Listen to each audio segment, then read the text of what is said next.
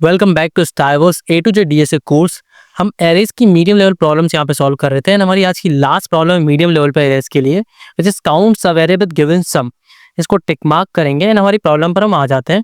तो प्रॉब्लम हमारी leet code की है 560 प्रॉब्लम है, विच इज सवेरे सम इक्वल केस। ठीक है, मतलब हमारे पास में यहाँ पे एक एरे दिया होगा एंड एक के वेरिएबल दिया होगा जिसके अंदर हमारे पास में सम लिखा होगा। एक के कंटेन कर रहा होगा कि ऐसी वैल्यू जो एक सम है, हमें वो सम फाइंड आउट करना है। हमारे एरे के अंदर से कौन कौन से सब एरेज हैं जिनका सम हमारा इक्वल टू के है। ठीक है, उनका काउंट हमको यहाँ पर रिटर्न करना है। अब चीज़ें थोड़ी बहुत आपको समझ में आ रही होंगी, ज़्यादा समझ में नहीं आई होगी, कोई बात नहीं।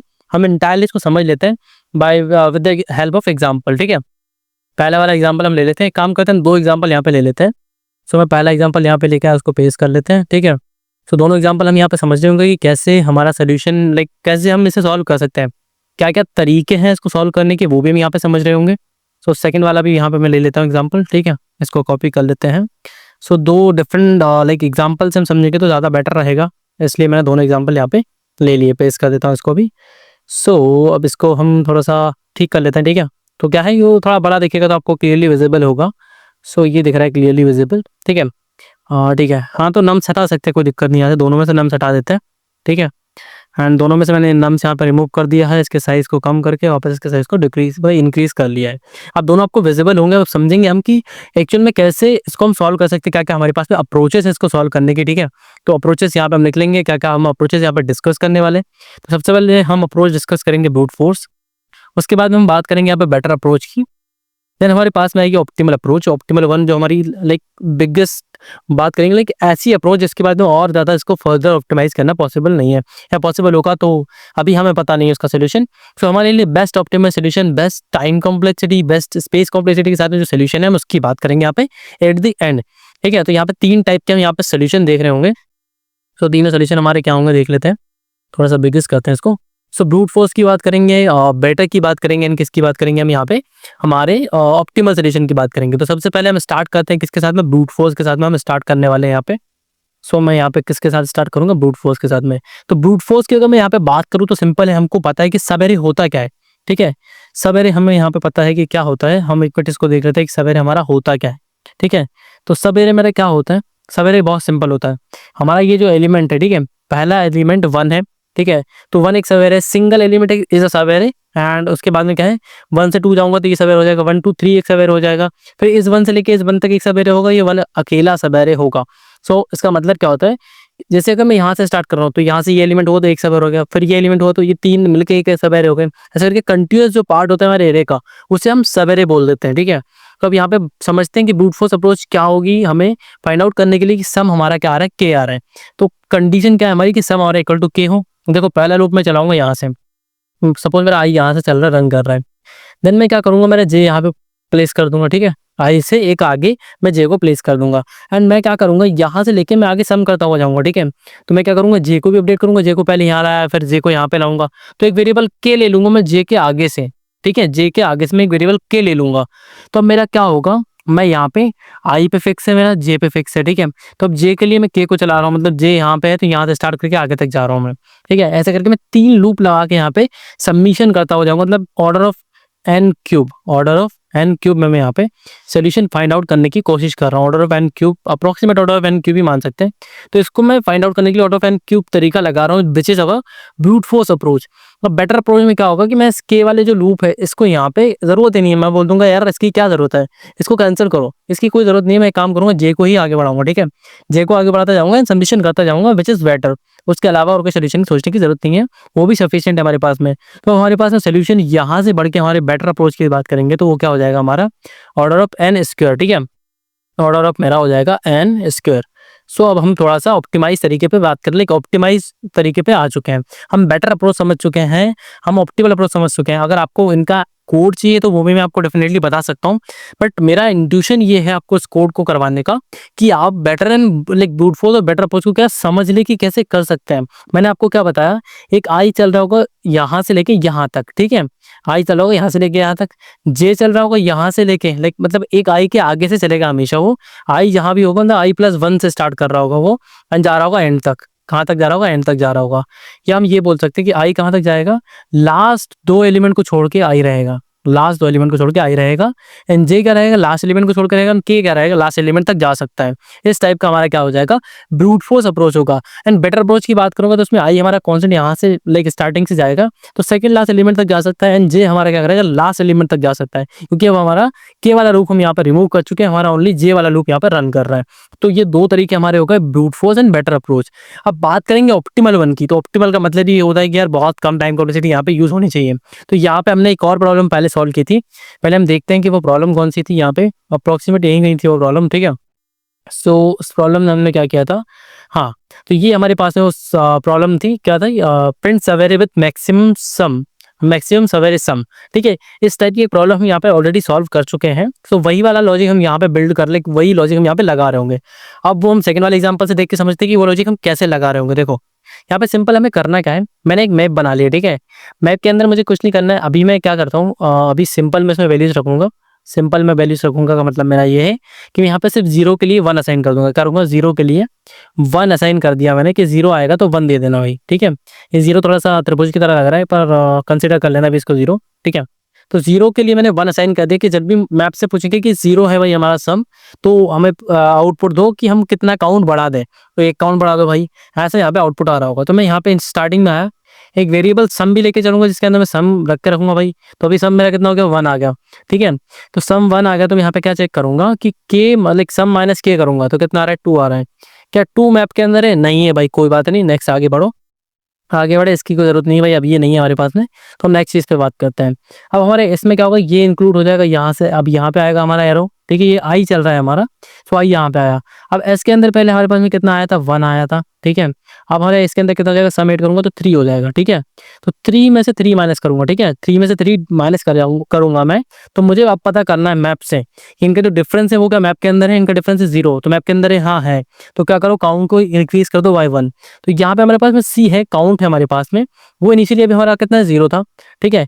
फिर यहाँ पे पहली बार वो इंक्रीज हो रहा है 1, क्यों, क्योंकि यहाँ पे हमारे पास सम आ चुका है के, ठीक है, के सम आ चुका है हमारे पास में, ठीक है।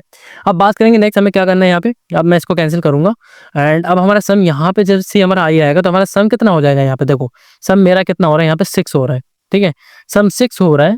एंड यहाँ पे 3 के लिए भी हमको स्टोर करना पड़ेगा, जैसे 1 के लिए स्टोर किया पहले मैंने, ठीक है। उसके बाद में लाइक 1 के लिए मेरा स्टोर होगा, क्या 1 के लिए भी स्टोर हो जाएगा, ठीक है। 1 के लिए सपोज 1 स्टोर हो गया, ठीक है। अब 2 आया, मैं 2 के लिए मैं क्या करूंगा, यहाँ पे 2 के लिए भी लाइक 2 के लिए नहीं आएगा, अब क्या आएगा, सबमिशन के लिए हम कर रहे हैं, तो सबमिशन 2 के लिए 3 के लिए 1 आ गया, ठीक है। अब बात करेंगे किसके लिए, अब यहाँ पे सबमिशन 6 आएगा, तो 6 के लिए हम बाद में करेंगे, पहले हम क्या करेंगे, फाइंड आउट करेंगे, पहले पहले चीजें देख लेंगे कि भाई 6 में से 3 माइनस किया तो 3 मेरे पास में आ रहा है, तो चेक करो 3 क्या मैप के अंदर है, हाँ है मैप के अंदर भाई। तो कितना काउंट बढ़ाना है, जो 3 की यहाँ पे वैल्यू होगी उतना ही हमको काउंट बढ़ाना है, कितनी वैल्यू है, 1 वैल्यू है, तो यहाँ पे मैंने काउंट कर दिया कितना, 2 कर दिया, ठीक, कितना काउंट कर दिया, 2 कर दिया। तो मेरे पास में सोल्यूशन कितना है, इसका आंसर कितना है, मेरे पास में 2 आ रहा है। अब यहाँ पे देख लेता हूँ सेकंड वाले सोल्यूशन का आंसर हमारे पास में कितना आ रहा है, 2 आ रहा है। तो हमें यहाँ पे काइंड ऑफ इंट्यूशन समझ में आया कि हम ऑप्टिमल अप्रोच कैसे यूज कर सकते हैं। यहाँ पे हमें क्या करना है, सिंपल एक मैप लेके चलना है, एक सम लेके चलना है, एंड ट्रावर्स करते हुए जाना है। जैसे जैसे हम यहाँ पे ट्रावर्स करेंगे, हर बार हमें करना क्या है, जो हमारा एक्चुअल सम है उसमें से हम के को माइनस करेंगे। एक्चुअल सम जो हमारा एस है उसमें से मैं के को माइनस करूंगा, एंड के को माइनस करने का जो वैल्यू मिल रही है वो अगर मैप के अंदर प्रेजेंट है तो उसका जो वैल्यू है, उसकी जो वैल्यू है, ठीक है, जो वैल्यू हमको फाइंड आउट कर रहा है वो क्या हो जाएगी, मैप के लिए की हो जाएगी। तो उस की जो वैल्यू है वो हमें क्या कर लेनी है, हमारे काउंट पे ऐड कर लेनी है। हमारा जो आंसर चल रहा होगा कि हमें लास्ट में क्या रिटर्न करना है उसमें एड ऑन करते हुए जाना है।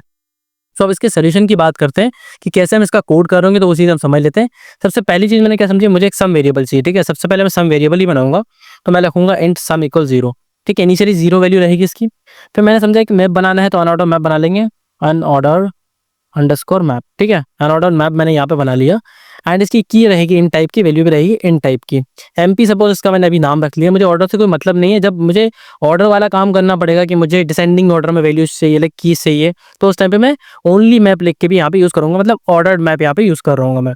तो यहाँ पे अनऑर्डर मैंने मैप यूज कर लिया। मैंने क्या बताया था आपको स्टार्टिंग में, 0 जहाँ पे वैल्यू आएगी उसके लिए हम यहाँ पे 1 वैल्यू सेट करके रखेंगे। क्यों, क्योंकि यहाँ पे क्या होगा कि जब सबमिशन इक्वल होगा के सबमिशन क्या होगा, के इक्वल होगा, तो उस टाइम पे मुझे क्या करना पड़ेगा, मुझे सिंपल यहाँ पे 0 वैल्यू आ रही होगी मेरे, क्योंकि दोनों का डिफरेंस क्या होगा, 0 आ रहा होगा। तो 0 के लिए 1 मेरे पास डिफाइंड रहेगा, तो मैं आंसर में एक इंक्रीज कर दूंगा 1। हाँ, जैसे अब मैंने बात की आंसर की, तो मैं यहाँ पे ऊपर आंसर भी बना ही देता हूँ, आंसर इक्वल 0 कर देता हूँ, ठीक है, जो वैल्यू हम यहाँ से रिटर्न करने वाले हैं। अब इसके बाद में हमें क्या करना है, हमें ट्रैवर्स करना है हमारे वेक्टर के ऊपर। तो ट्रैवर्स करने के लिए मैं यहाँ पे सिंपल क्या यूज़ करूँगा, हमारा फॉर ईच लूप यूज़ कर लूँगा। ठीक है, इंट आई कॉलन नम्स। अब यहाँ पे मैंने ऑटो यूज़ क्यों नहीं किया ये भी पूछेंगे आप। तो मुझे पता है कि इंट टाइप की वैल्यू है, तो डेफिनेटली मैं इंट यहाँ पे यूज़ कर सकता हूँ। अगर आपका मन है ऑटो टाइप की यूज़ करने की, ऑटो यूज़ करने का, तो ऑटो भी आप यूज़ कर सकते हैं। मैंने इंट टाइप की वैल्यू मुझे पता थी, इसलिए इंट डायरेक्टली यूज़ कर लिया। सो अब यहाँ पे हम क्या करेंगे, मैंने पहली चीज़ समझी थी क्या, मुझे हर बार क्या करना है, सम में इंक्रीज करनी है वैल्यू। तो सम प्लस इक्वल आई मैं यहाँ पे कर लूंगा। देन इसके बाद में मैं यहाँ पे क्या कर रहा था, मैंने यहाँ पे देखा था कि सम में जैसे इंक्रीज कर रहा हूँ, उसके बाद में क्या कर रहा हूँ, के से मैं डिफरेंस वैल्यू ले रहा हूँ। ठीक है, तो यहाँ पे हम क्या कर लेते हैं, इंट डिफरेंस करके डिफरेंस लिख लिया मैंने। ठीक है, डिफरेंस किस किस चीज का लेना है, सम माइनस के का लेना है। तो सम माइनस के का यहाँ पे डिफरेंस ले लिया, और मुझे करना क्या है उसके बाद में, सम माइनस के का डिफरेंस लिया। उसके बाद में क्या करूंगा, एम के अंदर फाइंड आउट करूंगा कि क्या वो डिफरेंस एम के अंदर है। अगर है तो जो उस डिफरेंस वो क्या है, हमारी की है डिफरेंस, तो अगर एम के अंदर फाइंड आउट कर रहे तो उसकी जो वैल्यू है उसको ऐड ऑन कर लो आंसर के अंदर। ठीक है, तो इसके लिए एक सिंपल मेथड है हमारे पास में। हम क्या करेंगे, यहाँ पे लिखेंगे answer plus equal MP of difference. अब आप बोल रहे हो यार फाइंड आउट तो किया ही नहीं, फाइंड फंक्शन का तो यूज ही नहीं किया। तो हमारा जो मैथ होता है वो क्या करता है, हर एक वैल्यू के लिए क्या करता है, डिफॉल्ट में जीरो रख के रखता है। डिफॉल्ट वैल्यू क्या होती है, जीरो। सपोज मैं यहाँ पे स्टार्टिंग में मैं 1 को फाइंड आउट कर रहा हूँ। ठीक है, 1 को या 2 को फाइंड आउट कर रहा हूँ मैं, तो 2 उसके अंदर नहीं है। तो जब वो वैल्यू उसके अंदर नहीं होगी तो वो क्या करेगा, यहाँ पे रिटर्न कर देगा जीरो को। एंड यहाँ पे उसने जीरो को रिटर्न कर दिया। उसके बाद में सिंपल हमारा काम हो चुका है। एंड जैसे ये वाली प्रोसेस हमारी हो जाती है, हम क्या करेंगे, मैप के अंदर हमारे जो सम है उसकी वैल्यू का इंक्रीज कर देंगे। प्लस प्लस करूंगा तो उससे क्या होगा, प्लस प्लस का मतलब क्या होता है, इंक्रीमेंट बाई 1।